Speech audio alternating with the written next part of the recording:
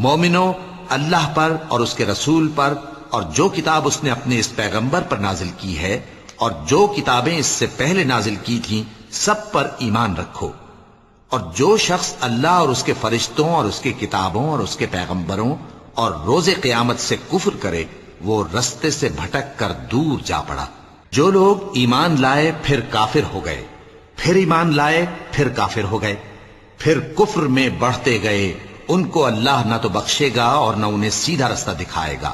اے پیغمبر، منافقوں یعنی دو رخے لوگوں کو بشارت سنا دو کہ ان کے لیے دکھ دینے والا عذاب تیار ہے۔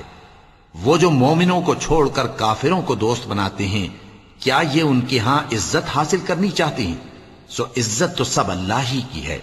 اور اللہ نے تم مومنوں پر اپنی کتاب میں یہ حکم نازل فرمایا ہے کہ جب تم کہیں سنو کہ اللہ کی آیتوں سے انکار ہو رہا ہے اور ان کی ہنسی اڑائی جا رہی ہے، تو جب تک وہ لوگ اور باتیں نہ کرنے لگیں ان کے پاس مت بیٹھو، ورنہ تم بھی انہی جیسے شمار ہوگے۔ کچھ شک نہیں کہ اللہ منافقوں اور کافروں سب کو دوزخ میں اکٹھا کرنے والا ہے۔